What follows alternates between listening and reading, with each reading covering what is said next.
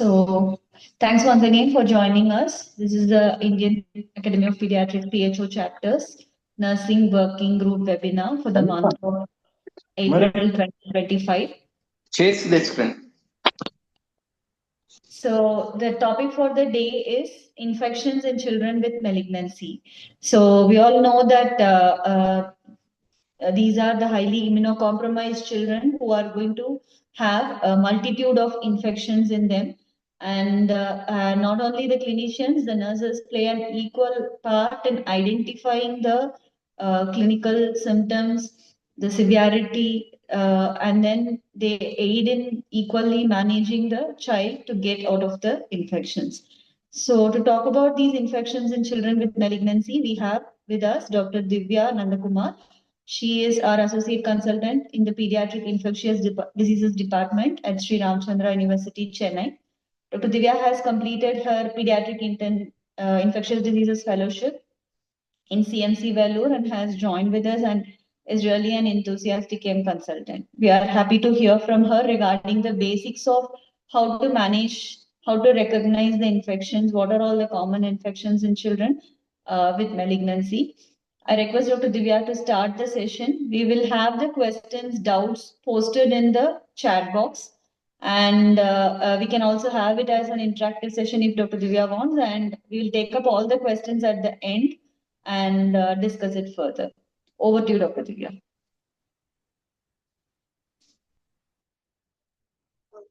Thank you, ma'am, for giving me this opportunity. Moving to the topic, infections in children with malignancy. So my topic will cover all these under these headings, like what are the risk factors and why are children with malignancy prone to develop frequent infections. A short brief note on febrile neutropenia. What are the bacterial infections, catheter-related infections, viral and fungal infections, and how can we help in preventing these infections in children with malignancy? So, why are the children with malignancy prone to develop infections? So, basically, all these children are immunosuppressed, either due to the underlying disease or the cytotoxic chemotherapy.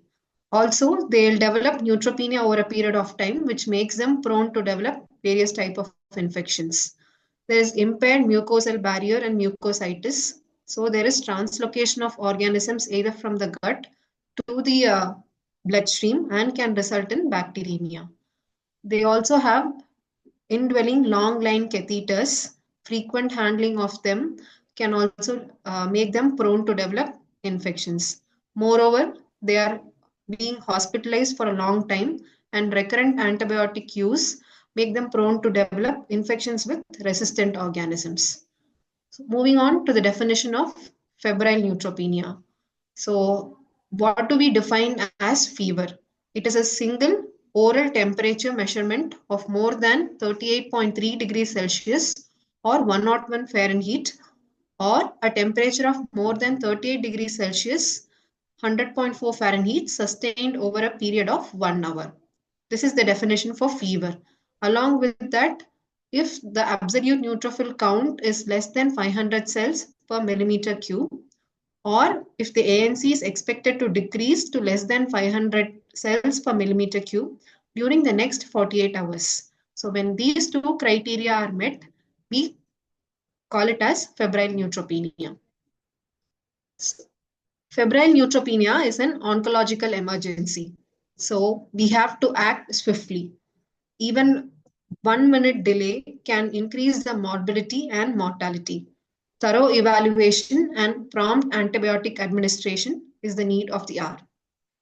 So what is the time to antibiotic administration?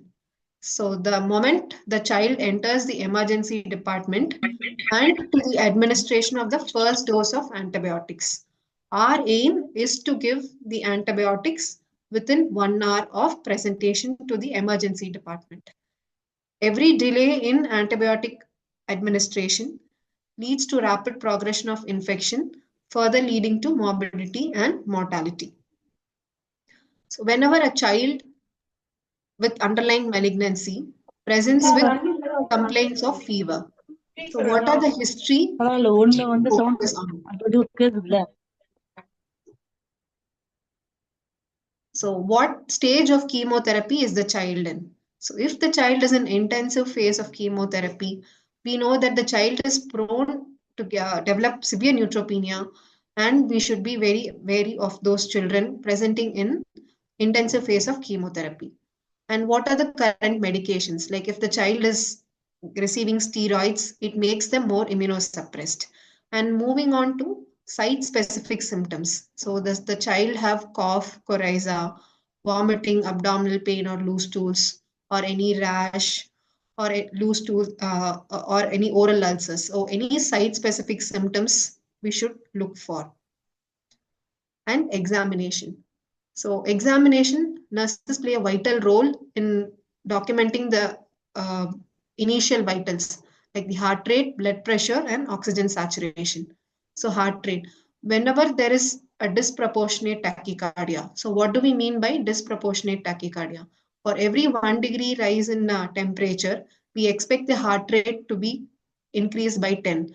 But whenever it is more than 10, that we call it as disproportionate tachycardia. This will be the first sign for a child who can go into shock. So it is ideal to document the heart rate at presentation and blood pressure. Not only low BP, but also we'll have to look at the pulse pressure, the difference between the systolic and the diastolic blood pressure. Like a white pulse pressure indicates an underlying septic shock, and oxygen saturation to see if the child is hypoxic or not. And the skin, we'll have to look for any rashes, petechiae, or any skin bleeds, oral cavity for any oral or palatal ulcers. Moving on to systemic examination. So respiratory system, we'll have to look at the breathing pattern. If the child is comfortable breathing in room air or is tachypnic or dyspneic, and any focused, any localized signs on examination. And abdomen, is the abdomen distended, any hepatosplenomegaly is there. And more importantly, to look at the perineum, especially the perianal region, because neutropenic children can have perianal fissures, and that can also contribute to development of infections.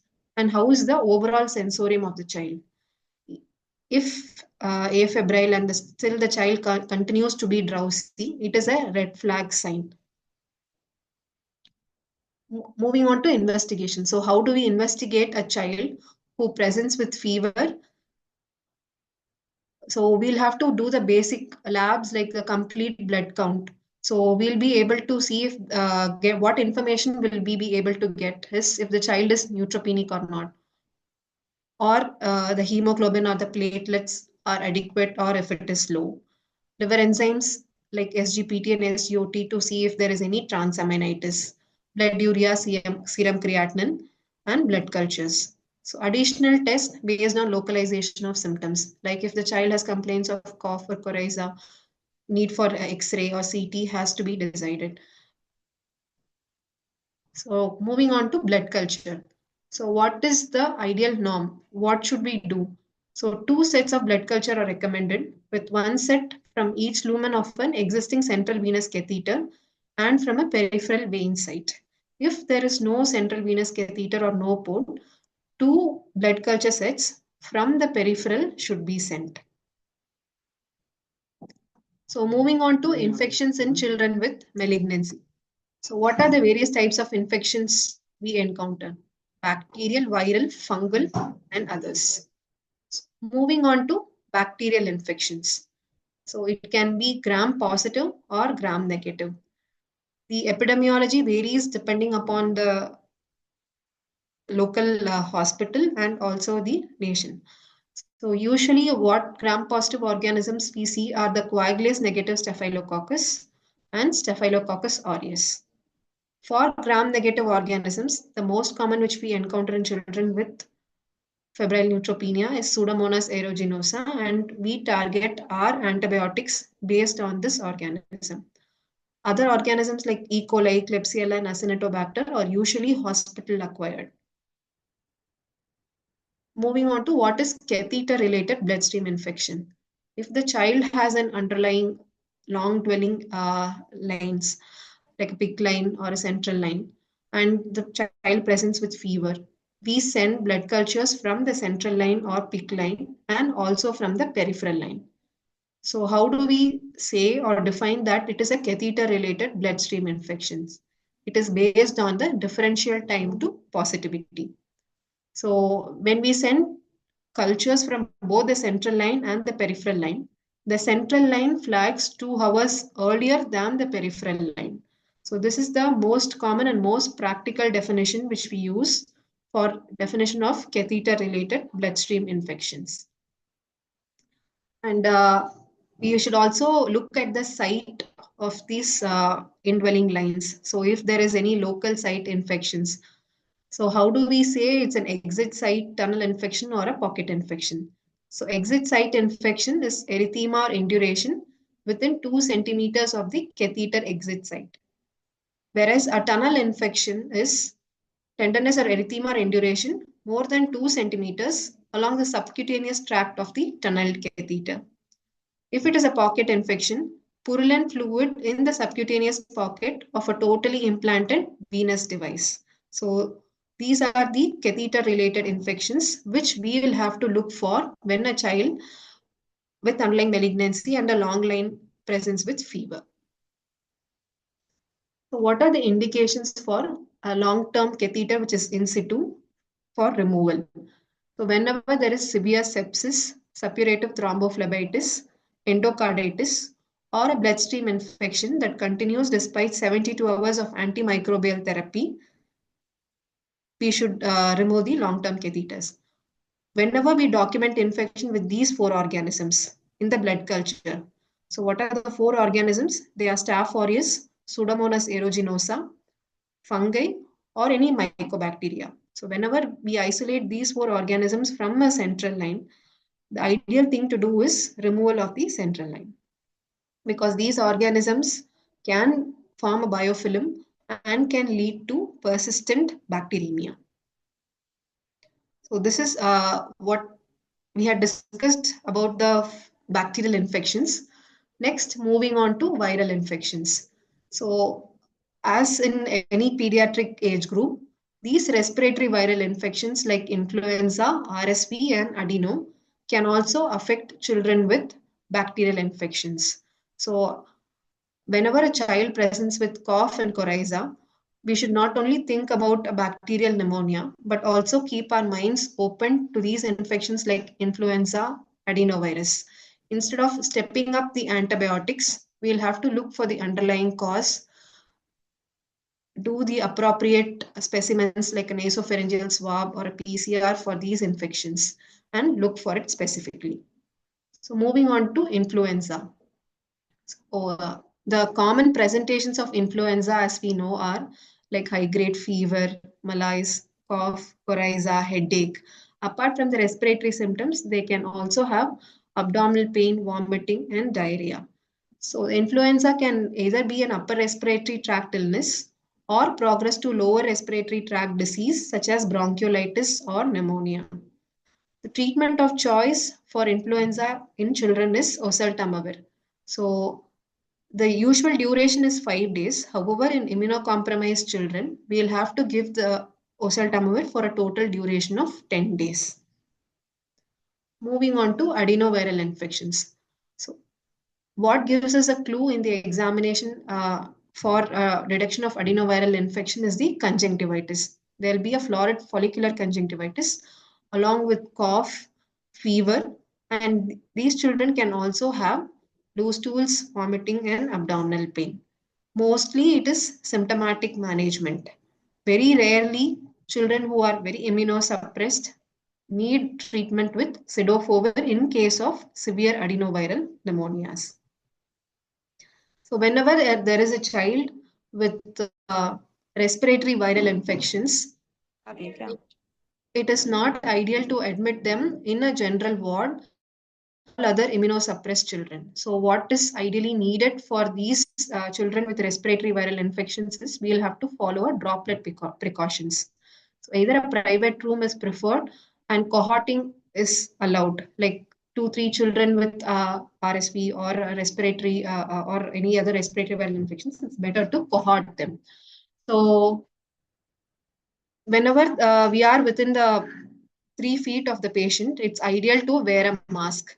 And whenever the patient is being transported, we'll have to mask the patient during transport.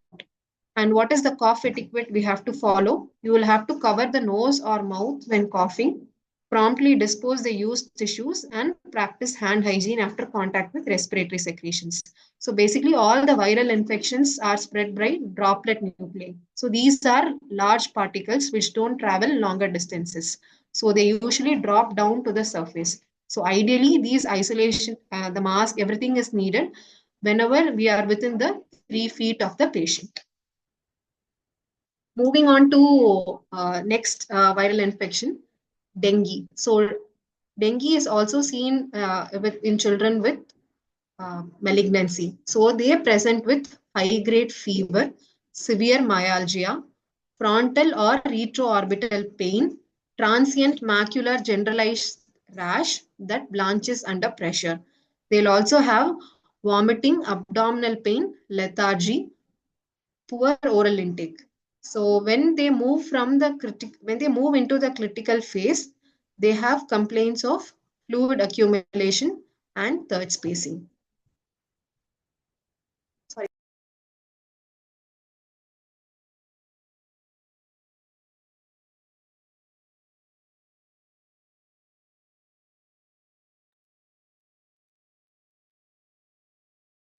So this is the typical rash which presents in a child with dengue.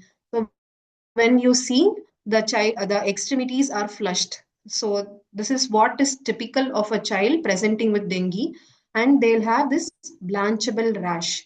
So whenever we put our palms, there is almost a replica of our hand on the child. So this is the typical erythematous blanchable rash which we see in dengue. So monitoring is very ideal and necessary in children presenting with dengue. We'll have to monitor the heart rate, see if they are going into tachycardia in the absence of fever, what is the blood pressure, and the capillary refill time. So we have to see if the peripheries are cold and the capillary refill time is prolonged. The usual treatment for children with dengue is IV fluids and regular monitoring. So the child usually progresses through the febrile phase, critical phase, and recovery phase. So once the fever settles, only the children grow into problem.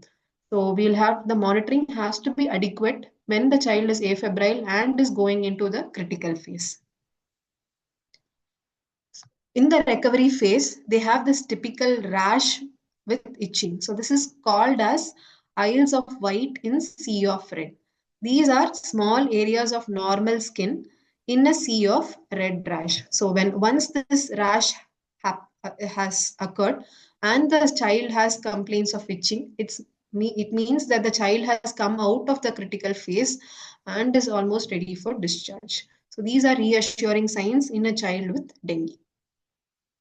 Moving on to the next infection. So this is the child presenting with a unilateral swelling and this with a bilateral parotid swelling.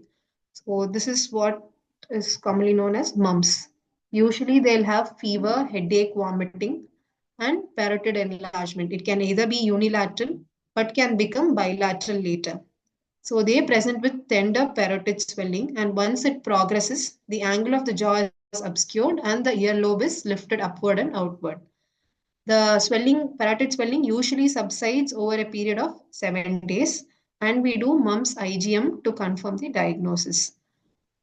As this is also viral infection, the treatment here is supportive, but our host, like our children with malignancy, being an immunocompromised host, can develop complications like meningoencephalitis, orchitis, pancreatitis, or arthritis. So moving to the next case. So this is a child on maintenance chemotherapy presenting with vesicular lesions in the abdomen. So what we see is like a typical dewdrop appearance. So what we say is whenever there is a vesicular lesion with an erythematous base and predominantly over the trunk, our first diagnosis should be varicella.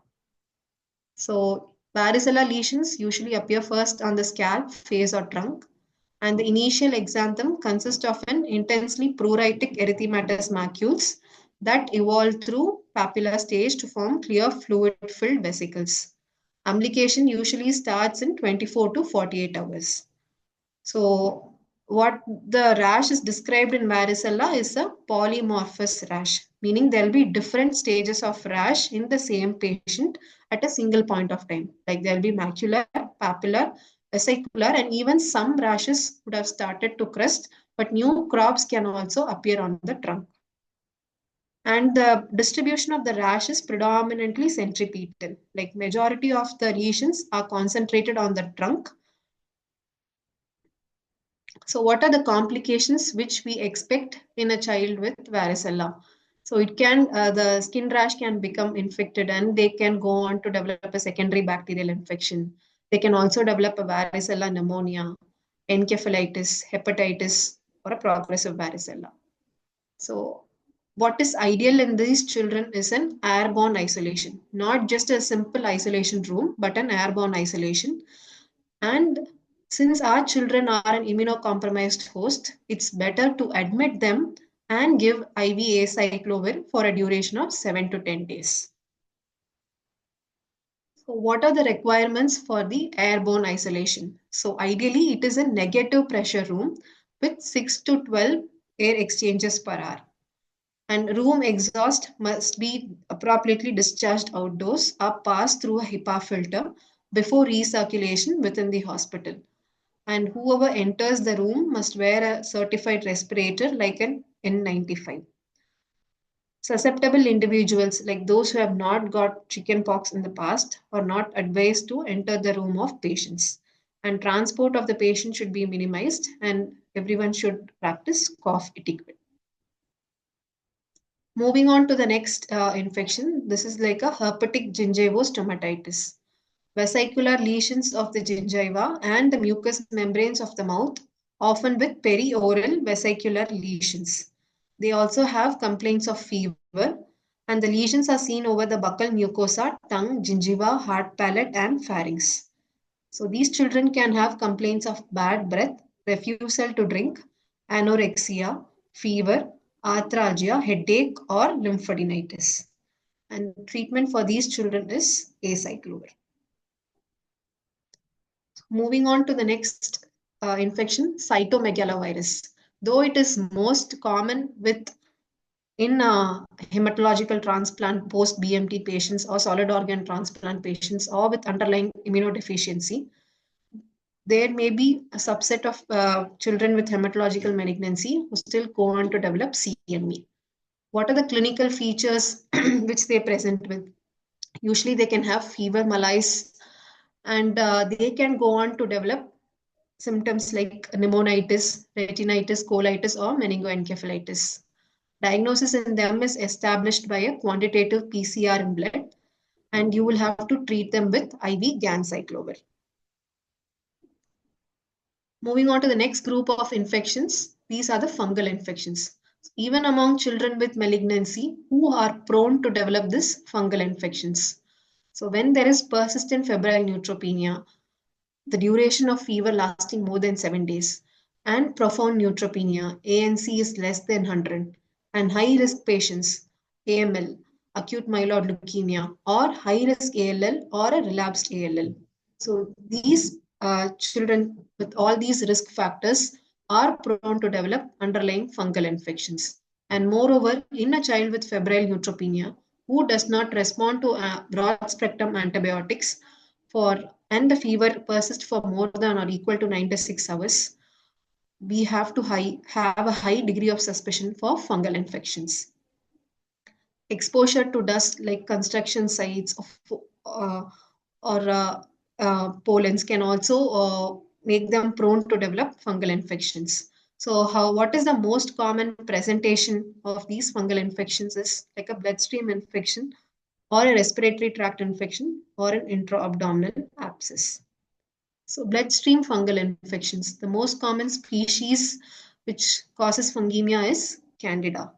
And in an immunocompromised host, it is ideal to look for sites of dissemination. Like you will have to do an echo to see if there is any underlying uh, infective endocarditis or any vegetation, ultrasound abdomen to look for any hepatosplenic abscess, and ophthal examination to see if there is any fundus involvement. So ideally, whenever there is a bloodstream, catheter-related bloodstream infection with Candida, it is ideal to remove the indwelling long lines. And the duration of treatment with antifungal is usually 2 weeks from the first negative blood culture if there are no signs of dissemination elsewhere. And moving on to the next group of fungal infection, which is Aspergillus. It usually causes the respiratory tract infections and they can have persistent fever, cough, and dyspnea. CT chest is ideal and helpful in diagnosis in children with febrile neutropenia. And what do they show? So this is the halo sign. So usually central nodule is caused by the fungus, and since aspergillosis is very invasive, it can invade the pulmonary vessels and results in hemorrhage. So the nodule surrounded by hemorrhage. So this is the halo sign which we see in a child with aspergillosis when we do a CT chest. Serum and ball galactomannan are very useful in diagnosing aspergillosis, invasive aspergillosis, and the treatment of choice is voriconazole. Moving on to the next group of infections, which is the pneumocystis jirovecii. So these children with PCP present with complaints of progressive breathing difficulty, like they'll have dyspnea, tachypnea. Fever might not be that prominent, but they can go on to develop intercostal retractions and hypoxemia. So once hypoxemia settles, it is almost always prudent that we also think of pneumocystis jirovecii, and the chest X-ray usually shows bilateral perihilar diffuse interstitial infiltrates. The treatment of choice for children with pneumocystis jirovecii pneumonia is cotrimoxazole, and we usually give it for a duration of 21 days. So having seen the multitude of infections which can occur in children with malignancy, so what can we all do as healthcare workers to prevent these infections? So the first and foremost thing is we'll have to tell them about the cotrimoxazole prophylaxis and the importance of giving cotrimoxazole prophylaxis. So most of the parents will pay attention and they'll be very sincere in giving the medications like the chemotherapy medications, but we should also stress upon the fact the need for giving cotrimoxazole prophylaxis. This helps to prevent the occurrence of pneumocystis pneumonia infections in children with underlying malignancy. Next is hand hygiene. So as healthcare workers, whenever we examine these patients or do any interventions or invasive procedures for these patients, it is ideal that we practice hand hygiene so that we do not become the source of infection and result in problems to these children with underlying malignancy. Also, we'll have to educate the parents. So what they should know, avoid crowded places where they are prone to develop any respiratory viral infections. And whenever a child with malignancy develops fever, to report to the healthcare immediately. Or if there is any contact with a child or an adult with varicella or vesicular lesions, to report to the healthcare and to start on acyclovir prophylaxis. And also advise them regarding vaccinations, not only for children with malignancy, but also for siblings with malignancy. We'll have to avoid OPV, the oral polio vaccine, because it is a live virus vaccine and it can be transmitted. So through stools, it is always ideal not to vaccinate even the siblings with malignancy during pulse polio immunization and for routine vaccinations. So hand hygiene. So as healthcare workers, we always need to follow these hand hygiene measures. So when should we follow them? So we usually say it as 2B and 3A. So what is 2B? Before touching a patient, before clean or aseptic procedure, This is 2B. So what is 3A? After body fluid exposure, after touching a patient, or after touching the patient surroundings. So during all these instances, we will have to practice hand hygiene. So when should we use hand rub and when should we use hand wash? So whenever the hands which are not soiled before and after attending a patient and before and after aseptic procedures, it is okay to go with an alcoholic hand rub. So when do we do hand wash with soap? When the hands are visibly soiled, on arriving and departing from duty, before and after taking a break, before and after having food, and after removal of gloves to prevent cross contamination. So these are the situations in which an hand wash with soap is ideal. So, what are the steps in doing the hand washing? It's just not like put the solution, do it for 2, 3 times, and then move on. So, ideally, we'll have to follow all the 7 steps of hand washing and at least for 20 seconds for prevention of infection. And even has how essential hand wash is, the same importance has to be given for hand drying. It is an essential part of hand hygiene, and the hands after washing must be thoroughly dried. And it is ideal that we use a disposable paper towel rather than using the hand towels, like the routine towels which are there. And the disposable paper towels should be thrown away in a household waste food operated bin. And children with malignancy often have port lines or PIC lines. So it is essential that we give proper care, like a PIC line care to these children. So after performing hand hygiene, sterile transparent dressings should be applied to cover the catheter insertion sites. And 2% chlorhexidine is the ideal disinfectant used. Inspect daily for evidence of any catheter related complications like any redness, swelling, drainage, or any tenderness is there around the PIC line site. So, with all these precautions, both from our side and after educating the parents, we hope that we will be able to decrease the incidence of infections in children with malignancy. Thank you.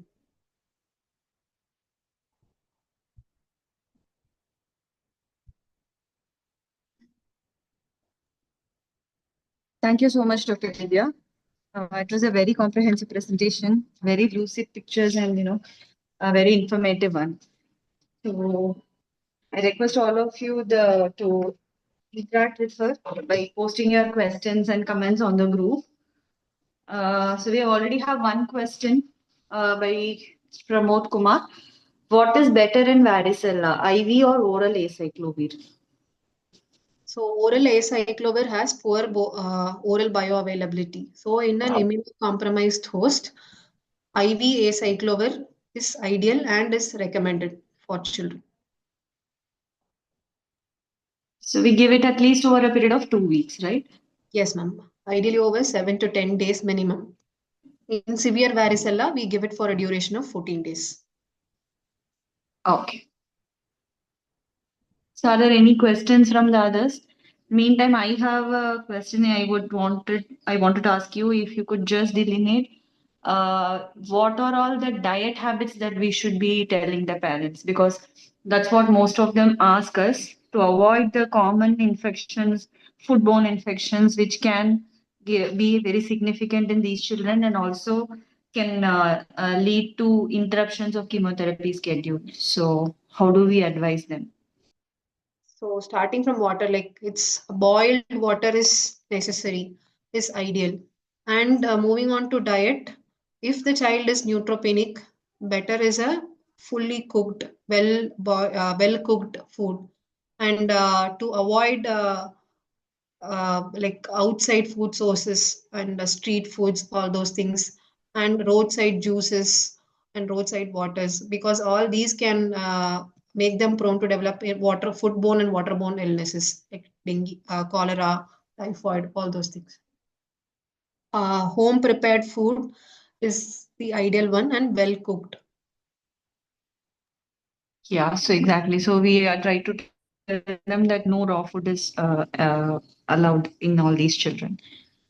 And you've highlighted significantly on the co-trimoxazole prophylaxis, which is usually um, not regularly followed by most of the parents, but yes, it becomes their routine with the due course of treatment. But it is quite important that we reinforce that they take it every Saturday and Sunday because most of them misses it otherwise. Are there any side effects of cotrimoxazole that we should be telling them about? Normally, we do not come across a significant side effect, but some rash, some transaminitis are described. However, we don't have a significant data that we need to interrupt treatment because of that. So, could you highlight on that, and should we warn them about anything related to cotrimoxazole? The first thing is once after taking the cotrimoxazole tablet to look for any rash because that is the most dreaded symptom. Some children go on to develop even Stevens-Johnson syndrome. So at the very first thing, noticing a rash or a perioral ulcerations or peeling, so we should ask them to report. And sometimes cotrimoxazole can also result in hemolytic anemias, low platelet counts, and hepatitis. So, and some children develop DRESS syndrome, like drug-related eosinophilia and systemic symptoms. So they'll have fevers, rash, and when we do a blood count, we see that the eosinophils are high and transaminitis is there. So we should also tell the parents what all to look for and report to the hospital if they develop all these symptoms.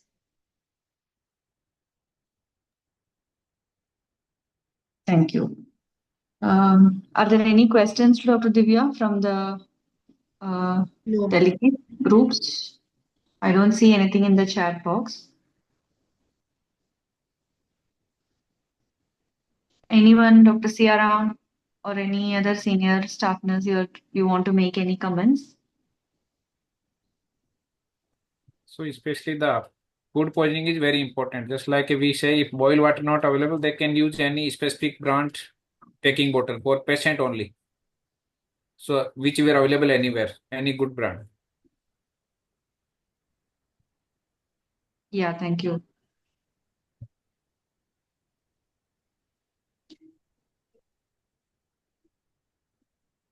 And also, she highlighted about the prophylaxis of cotrimoxazole.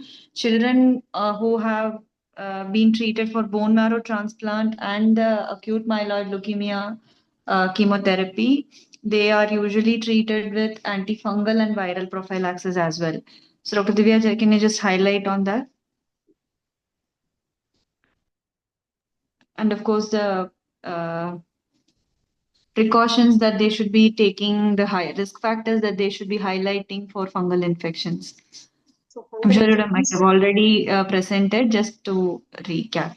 So mostly we have separate OPD. Sometime in the running full pediatric department, sometime have mixed OPD. So seasonal viral infection can contribute spread like chickenpox, measles. So always segregation of chickenpox or measles infected patient is very important. Even it may be leukemia patient getting the infection, then he need to be segregated, not need to be seen in the daycare or common PHOPD. Usually they'll have a separate triage for these children with that will be the ideal situation. Good, yes. Like, where they can dedicated room so that the healthcare worker can go and examine them and I mean so that they don't expose others like the susceptible children to even the normal children can get exposed who didn't have varicella. All those can be prevented But if they're maybe in the first. incubation period, yes. Yes. And regarding the fungal prophylaxis, yes, so high risk fungal, I mean, look, patients with leukemia like AML, relapsed ALL, or high risk ALL. So those children, they'll be like high risk for developing mold active fungal infection. So we'll put them on voriconazole or posaconazole prophylaxis. So we'll advise them not to go near any sites of constructions and children who are neutropenic post BMT, we avoid flowers so that the pollens don't result in fungal infection. So aspergillus, mucor can all be very deadly in these type of children with underlying immunodeficiency. And usually acyclovir prophylaxis to prevent the HSV and varicella, we give it up to at least 1 year post BMT. Whenever if they develop CMV reactivation post bone marrow transplant, we start them on ganciclovir treatment and later put them on valganciclovir prophylaxis. Second is always patient is already immunocompromised. They never have a full picture of typical viral. So always be aware of knowing the atypical presentation. And earliest suspicion, you need to take expert opinion and start treatment and avoid mixing with other kids. So atypical presentation is very common. Like chickenpox, only 1 or 2 races. Then you ask, then they can give steps surrounding someone having the full blown chickenpox. Whenever there is a doubt, better to isolate them. Even if they don't develop, it's okay. But if there is a suspicion of varicella and we put them in the general ward, it really becomes a nightmare. Yes, isolation and emergency treatment followed by expert opinion. Yes, sir. Yeah, thank you. So- So we have few more questions. So why do we give tablet cotrimoxazole only on Saturday and Sunday? Do we have, no, do you want to take it up? There is no evidence as such. So they either say on consecutive days like Monday, Wednesday, Friday, or alternate days, but only for like to improve the compliance so that they don't forget. We ask them to take it over the weekend like Saturdays and Sundays. Yeah, this is just to maintain a minimal drug level. And as she said, Monday, Wednesday, Friday is one schedule. Some people give Friday, Saturday, Sunday. Some people give Saturday, Sunday. So it's the unit policy, but twice a week is the minimum thing that is required. So septron prophylaxis in solid tumors, do we have any references or guidelines? No, ma'am, nothing as of I have known. Okay, but in my understanding, we usually give cotrimoxazole prophylaxis for all the children who receive any chemotherapy. Though I'm not sure of the quality level of evidence that we have. So basically, anyone who is having expected to have a T lymphocyte deficiency with any chemotherapy or any conditions, then PCP is one significant infection that has to be prevented. So, Dr. Wahid, I hope that answers your question.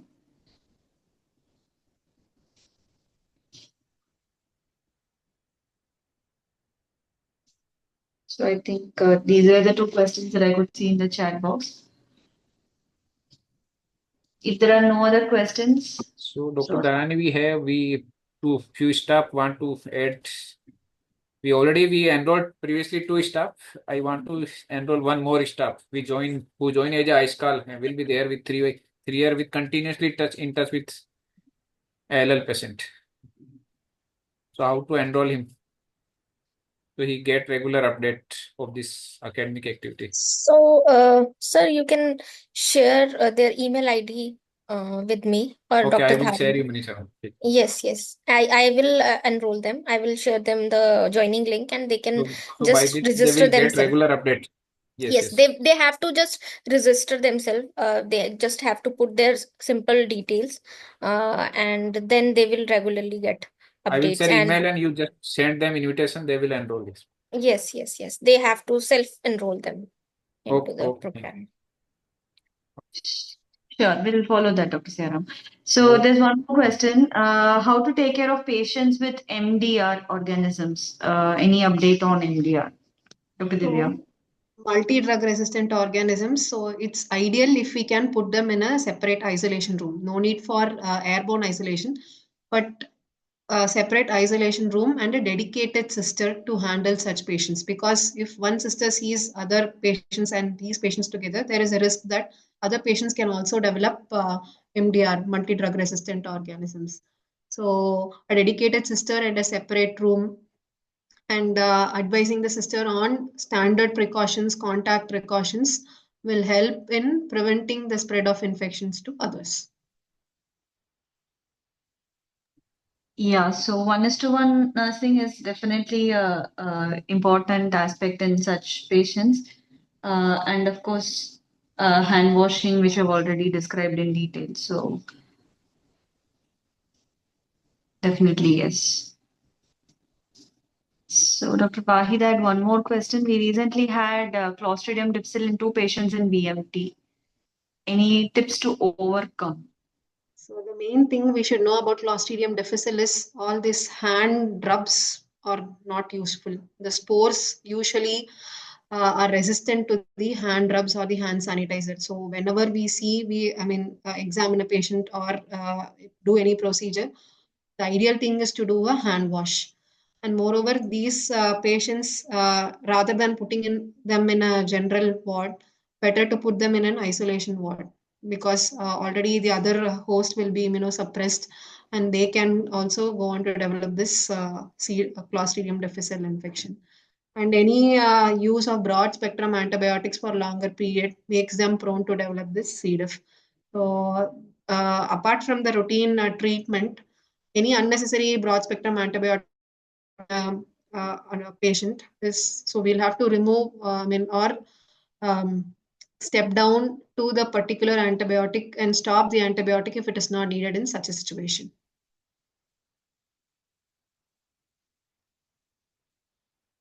Thank you.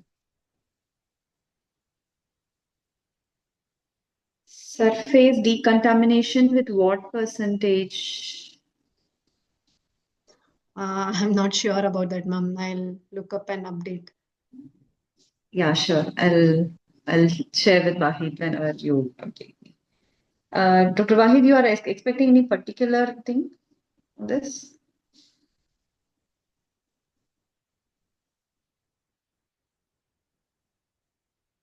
Anyway, we'll get back on this. No, So, ma'am. Actually, sorry, I couldn't get back.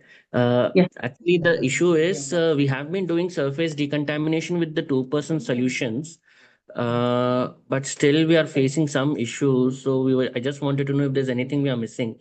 As there's an infectious disease expert here, so I just wanted an opinion. Anything else we can do? Yeah, sure. Yeah. You want to take it up or you want to refer and get back to I'll refer Wahid? and get back, ma'am. Sure, sure. Thank you so much. Okay, ma'am. Thank you, ma'am. Yeah. Mumtaz has replied as 1% sodium hypochlorite. Thank you. We'll anyway confirm that with Dr. Divya and we'll update that.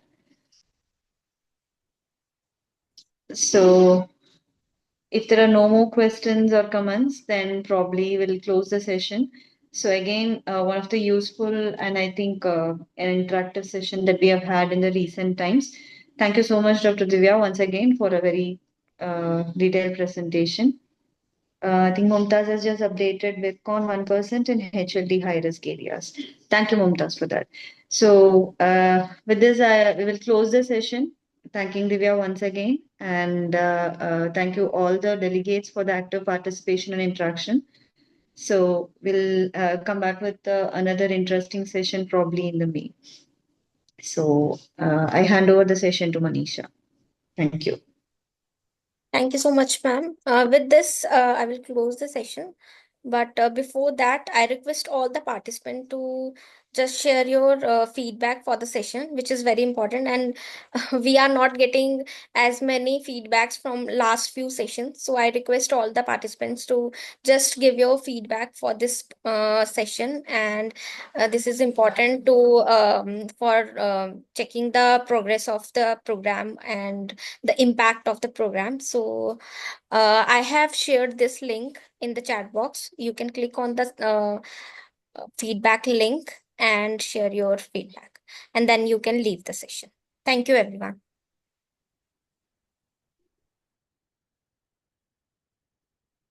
Thank you.